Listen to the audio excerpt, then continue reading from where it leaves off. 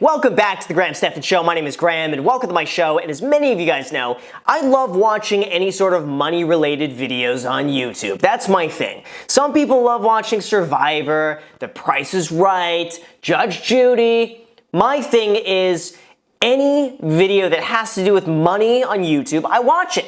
And one of my favorite series, as everyone probably knows, is Millennial Money by CNBC Make It. But the problem with Millennial Money, if there is a problem with Millennial Money, is that there's not enough of it. And that means I have to go to their competitor's channel. It's called Glamour. Now, they post a lot of really off-topic stuff. Like, you go to their channel here, like 100 years of Halloween costumes, or this is menopause in 2 minutes. And then, of course, you got my favorite video series that they do. It's called, wait for it, Money Tours. And with a title like that, it just sounds like money. So given that it's my favorite series, I go to one of their most popular money tour videos that they've posted on the channel, and that is called How a 24-Year-Old Making $75K in NYC Spends Her Money, Money Tours, Glamour. So we're going to be watching this, and I'm going to be reviewing it from someone who's heavily into personal finance, who loves saving a lot of money, and who just has a very weird fascination with yelling at people for spending too much money, because that's just my random thing. That's what I enjoy doing, that's what people want to see, so that is what I will give everybody. But really quick, it's official, the Stephan Show has finally made it. We've risen to new heights never yet seen before on the channel. We've got our first sponsor today, and that would be Skillshare. Now, for those that aren't aware, Skillshare is an online learning community with thousands of classes covering dozens of creative and entrepreneurial skills. And the premium membership gives you unlimited access so you can join all the classes and communities that are just right for you. And whether you want to fuel your curiosity, creativity, or career, Skillshare is the perfect place to keep you learning and thriving. For instance, you guys know how much I love a great cup of 20-cent iced coffee. Well, that's good news because Skillshare has a 59-minute lesson about how to make and brew the perfect cup of coffee every time. That means there's 59 minutes of pure, blissful coffee watching, and I guess you could say that would be brewtiful. Get it? Because you brew coffee? Skillshare is also super affordable, especially when you compare that with really pricey in-person classes or workshops. All of that with an annual subscription of less than $10 a month. That is less than the price of avocado toast every month. And because Skillshare is sponsoring the video, you could use the link in the description and get yourself a free 2-month trial. So thank you so much for the sponsor, Skillshare, and with that said, let's get into the video. I'm 24 years old and I'm a social media manager in New York City. You know what, I'm gonna be completely honest, I don't really know what a social media manager does. I have so many people reaching out to me who wanna manage my social media. I'm like, no, I'm fine. All I do is I post pictures of my cat Ramsey, who's over here. He's playing with like one of these little stupid, it's like this toy bird that this cat just flips around the room for like 5 hours a day. It's pretty funny. That's all I really post, or I post like screenshots or random stuff. I don't get why you would ever need a manager for that, but maybe there's more to it that I'm just not aware of. That's probably what it is. My rent is $1,800 a month, and with utilities it ends up being around $1,950. It was definitely a stretch for me financially at the time, but I knew that I was never going to find a place in Williamsburg, a 1-bedroom at this price, ever again. Okay, you know what? I honestly have to say about $2,000 a month for her. It's reasonable. Usually what they like to say is that your rent is going to be 1/3 of your income. So if that's the case, she's basically spending 1/3 of her income on her rent. Like, I've definitely seen a lot worse than that. I've seen people in LA spend like half of their income on their rent. And I'm not talking about people barely scraping by. I'm talking about people making like $25,000 a month and they think it's okay to spend like $13,000 a month of that on rent. Like, I'm not, so anyway, it's pretty ridiculous, but this seems so far pretty reasonable in terms of her rent and her income. I'm okay. I'll be okay. So I actually found this apartment through 2 of my friends. They found this apartment on Craigslist. I gotta say, Craigslist is a hidden gem for finding places to rent. A lot of people think Craigslist, oh, you're gonna get killed. You go on Craigslist. You're not, you're gonna be fine. I don't want to guarantee you're going to be okay, because I don't want anything happening on Craigslist and they say, but Graham said it was going to be okay. All I'm going to say is this. I have had nothing but an amazing experience leasing places and renting places from Craigslist. It's been my secret in terms of even growing as a real estate agent. Like, I built my entire business from Craigslist. I remember the first time I ever rented a place from Craigslist, I was super sketched out because I was meeting a stranger from Craigslist to show her a house. She turned out to be super normal. She rented the house, everything was great, and yeah, I've rented even a few of my own places on Craigslist. It works wonders. And yeah, so Craigslist, for anyone out there, go and look on Craigslist to find places for rent. You'll find a pretty good deal. So the best part about my apartment is definitely the front yard, because it adds so much extra square feet, which is precious here for entertaining, hanging out, lounging. I gotta say, that's my favorite price to pay for anything. You just get it for free or gift.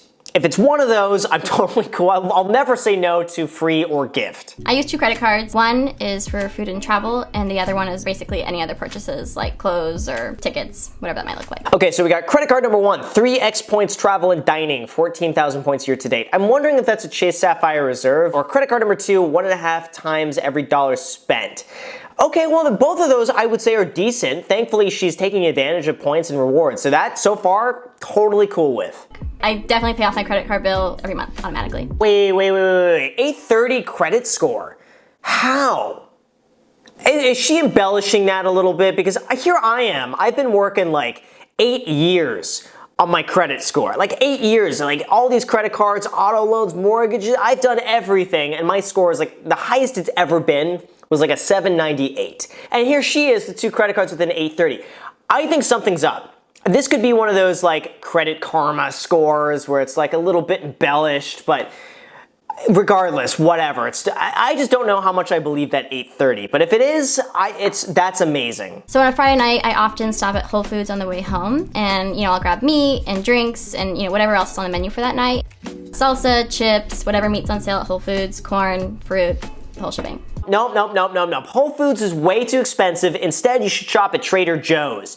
That has been my hidden gem. I didn't realize everyone was flaming me because I was talking about this one girl on here who was shopping at Trader Joe's, and I was like, why would you go there? It's so expensive. I didn't realize it's actually very reasonably priced. It's actually, some items from Trader Joe's are cheaper than what I buy them for at Ralph's. So that's my new grocery spot for everyone wondering, is to go to Trader Joe's, and that's my new hangout spot now. I'm known for margaritas, so that's definitely a go-to for my weekend hang. That's a pretty big pour. That must have been a long week there. I'm completely debt-free. The older I get, the more I realize how lucky I was that my parents paid for my college education, and therefore I had a clean slate financially when I got out of college and graduated. I've already set up an emergency fund and a high-yield savings account, so my priority is no longer to put money into there. I have about $14,000 in my savings account. Wow, wait a second. She's doing way better than I expected. I went into this thinking that it's going to be the normal money tour where she's going to be doing all these things wrong, and I'm just going to get really upset. You're going to see my blood boil, my eyes start popping out of the sockets, and I'm going to be just so sad. She's actually doing a really good job, and I did not expect that. So far, I can't really knock her for anything besides shopping at Whole Foods. In addition to the $50 that I'm usually spending on like a weekend hangout, grill out, I usually spend about $65 on groceries in a week. Yeah, that's really good she's eating at home. She's saving a lot of money from doing that, especially New York, where everything is just absurdly expensive. $120 a week on groceries is a little bit high, but again, it's like going to Whole Foods. No wonder you're spending like $20 on a steak. You go to Trader Joe's, get the same thing for like 10 bucks. Or just what I like to usually do, my little trick here is Ralph's. I go grocery shopping at like 1 o'clock in the morning, no joke. Because I don't like crowds. I don't like standing in line, and I don't like crowds. So like 1 o'clock in the morning to go to Ralph's is perfect. They have what's called a manager special, which means that it's about to expire and they have like 1 day left to sell it. So what they do is they slap this manager special on all the food, and it's like 70% off. Now the trick is that it's about to go bad if you don't eat it in a few days, but as long as you eat it in a few days, it's totally fine. So I've been able to get some like really good meals as a manager special and pay like 1/3 the price for the same food. So that's a way you can get your food bill down. Just go grocery shopping at 1 o'clock in the morning at Ralph's. Manager special. I love to travel, and in order to make that feasible, I subsidize that by renting out my apartment when I'm gone for about $120, $145 a night. Oh man, I wish she was messing up here, but like That's really good. Like I did, like even if she just said that like I keep my place empty and I go travel for a weekend, I'd be like, yeah, that's fine. But to rent out your place, I don't know if I could ever do that, to be completely honest. Even if I did it anonymously and no one knew it was my place, I wouldn't feel good having a stranger just like have access to my stuff. You know, I just don't like anyone touching my stuff. I like knowing that I can place this pumpkin right here and it's gonna be here until I move it. You know, that just gives me peace of mind knowing that nothing ever disappears without me knowing about it. But seriously though, good on her for doing that. I mean, that would really subsidize even just her own travel. She could go anywhere and just rent out her place and just be totally fine. So good for her. I usually make around $250 to $300 a month. I can a lot of times come out even when I'm traveling within the United States. So yeah. What did I just say? I just said that and then she backed up what I just said. So there we go. Win for Graham. So vintage in the city, as I'm sure a lot of you know, is extremely overpriced, but I've also kind of balanced that out with going upstate to these consignment stores that end up having these like amazing treasures. See, that's another one is the consignment stores, even if they're like barely used or whatever, pretty much you can get something that's like 99% new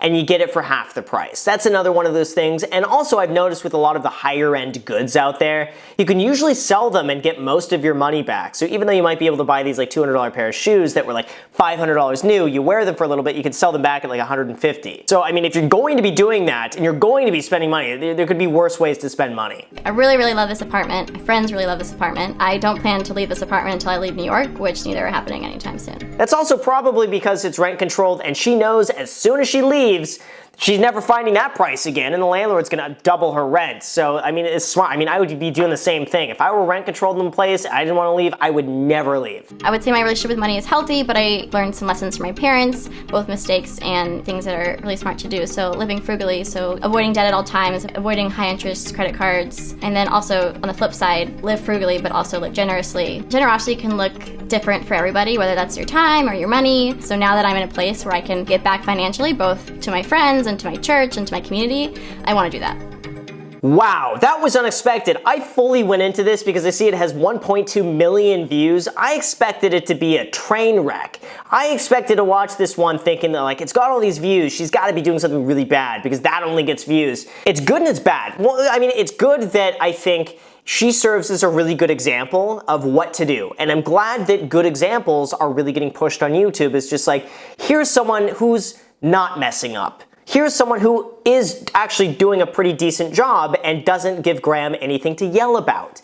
You know, so I think that's a good thing. I also do like yelling at people for spending too much money. So I would also like there to be a balance. You know, ideally like a video gets pushed, someone's messing up. A video gets pushed, someone's doing a great job. And it just becomes a great balance between the two of what you should and should not be doing. But otherwise, I don't really have too much advice for her. I think she's doing an amazing job. I would probably just max out a Roth IRA in addition to the 401k, maybe get a few other credit cards just for some of the sign-up bonuses. That might be a good one to do. Maybe look at switching companies to try to get another pay boost or try to get a raise, try to make, you know, $115,000 a year, save a little bit more money, stay in the same spot, but otherwise she's doing phenomenally well, especially at 24 years old. That's really rare to find. And you know what? I gotta hand it to her. She's doing a great job and she's, you know, I'm proud. So anyway, you guys, with that said, thank you so much for watching. I really appreciate it. As always, if you've not already hit the like button, make sure to destroy the like button, destroy the subscribe button, and also make sure to add me on Instagram. I post it pretty much daily, so if you want to be a part of it there, feel free to add me there. Thank you again for watching, and until next time.